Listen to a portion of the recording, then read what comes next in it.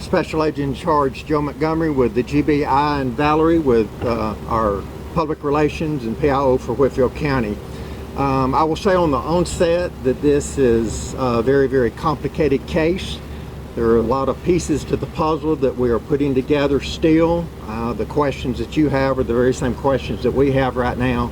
So I'm just really going to be able to confirm what we have at this point in the game.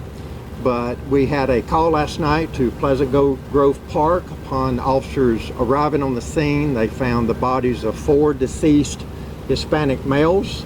Sadly, they are of very young age. We have a 21-year-old from Dalton deceased. We have a 19-year-old from Dalton deceased, an 18-year-old Hispanic male from Rome, and we have a 17-year-old Hispanic male from Rome. There were multiple weapons involved. We know that because of the multiple shell casings that were located on the scene. We have reason to believe that the motive was a robbery, possibly to some contraband that was found in the vehicle that was at the scene. So again, we're piecing it all together, but we're very, very pleased here in less than about 12 hours from the initial call that we have one 16-year-old in custody from Rome at this point of the game, charged with 4 counts of felony murder. So I was talking to neighbors around the scene, and they were saying that the park gates were left open and they're supposed to be closed at night.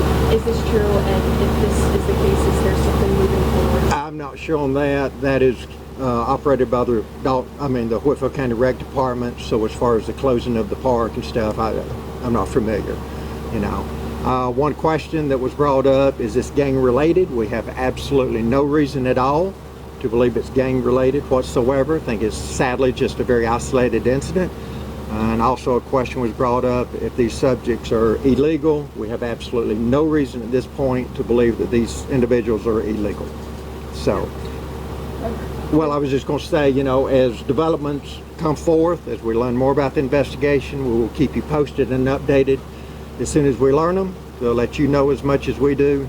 But again, it's very complicated right now. There's a lot of stuff going on. We've had multiple agencies that have assisted here locally, the county fire department. We've made some contacts, obviously in Rome, because of the 2 deceased individuals there.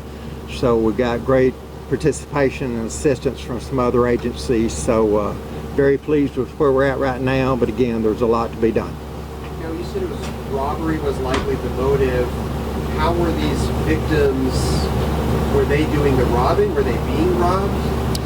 We feel like possibly 2 were there under the pretense of robbery, and then 2 that were there. Of course, we have 4 deceased. Yes, possibly for some type of contraband. You know, it was maybe pre-planned, but again, a lot of that is what we're still trying to get to the bottom of. It sounds like the victims were both possibly involved with the robbery and also the victims of the robbery? In one shape, form, or another, possibly, yes.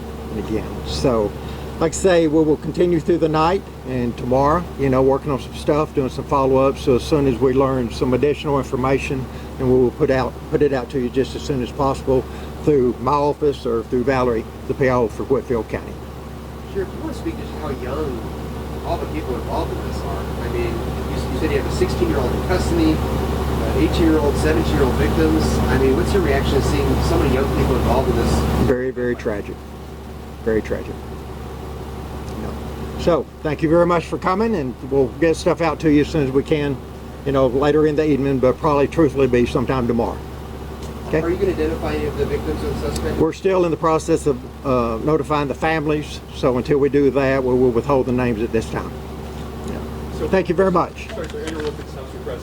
When it comes to the 6-year-old, do you release a name because he's in custody, or is that being a minor?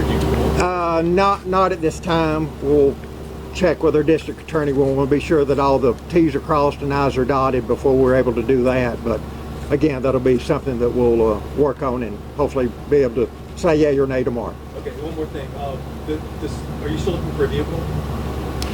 That we did put out a lookout for a vehicle, but we have been very fortunate to identify the vehicle and locate it in Floyd County. So it's on the way back at this time for processing. So the lookout that we gave on the vehicle, we can counsel that. We have what we need right now. Good to hear. Are So- you searching for other suspects? We've identified 5 suspects at this time, so again, we're still 4 deceased and we have 1 in custody. So, all right, thank you very much.